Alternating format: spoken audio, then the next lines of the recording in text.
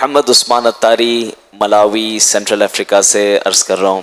پیارے باپا جان، الحمدللہ ہم یہاں ملاوی سے حاضر ہوئے تھے، مگر اب رخصت کا وقت ہے. ابھی کچھ دیر میں ہی ہم ایئرپورٹ کے لیے روانہ ہو رہے ہیں.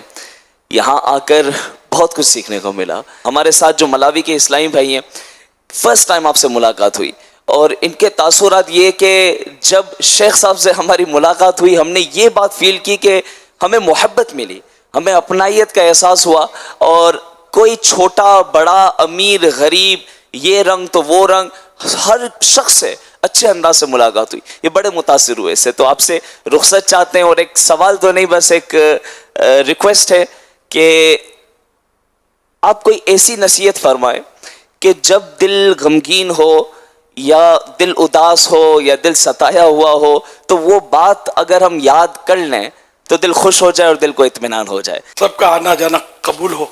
ماشاءاللہ، اللہ پاک آپ کی اس حاضری کو قبول فرمائے. خیریت کے ساتھ جائیں، پھر خیریت کے ساتھ آئیں.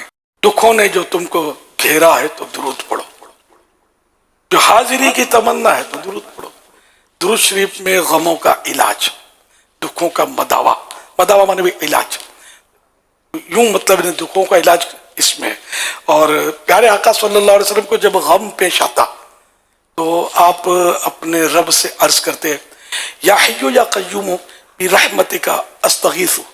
یہ دعا آپ پڑھتے تھے.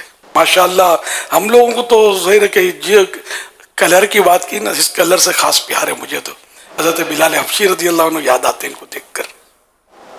بعض لوگ جو بھی کرتے ہیں وہ نہیں کرنا چاہیے، کہ پیارے آقا صلی اللہ علیہ وسلم نے حجت الوداع کے موقع پر فرما دیا تھا کہ نہ عربی کو عجمی پر، نہ گورے کو کالے پر فضیلت نہیں. قرآن کریم کی آیت ہے.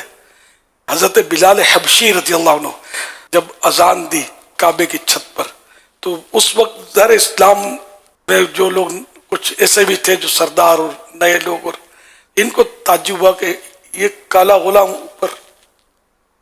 تو اس وقت آیت کریمہ نازل ہوئی، ان اکرمکم عند اللہ اتقاکم.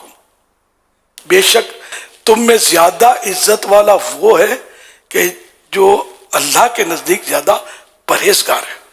پوری چمڑی والا ہو یا کالی چمڑی والا ہو، جس کو بنایا جیسا بنایا رب نے بنایا. ہمارا معیار تقویٰ ہے.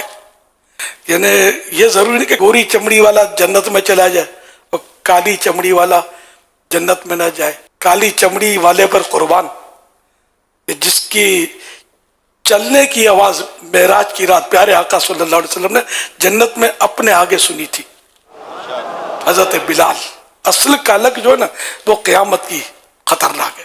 یوم تبیض وجوہ وتسود وجوہ، کہ اس دن بہت سے چہرے یہ سفید ہوں گے اور بہت سے چہرے سیاہ پڑے ہوئے ہوں گے.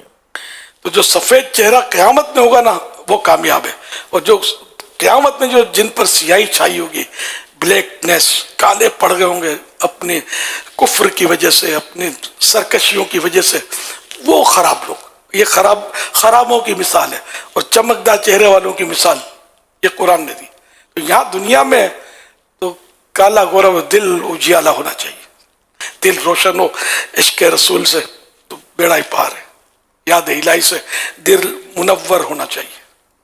آپ کو اللہ پاک خیر و عافیت کے ساتھ لے جائے، اور پھر ایک بار جلدی جلدی ہم جیتے جی اللہ کرے اس کی رضا کے سائے میں ملیں، زہ نصیب کے سبز گنبد کے سائے میں، اللہ پاک کی رضا کی سائے میں ہم وہاں ملاقات کریں، مل کے طواف کریں کعبے میں. اللہ کرے کہ ایسی سعادت مل جائے. مجھے یقین مانے ان بلالیوں کو دیکھ کر حضرت بلال یاد آتے ہیں رضی اللہ.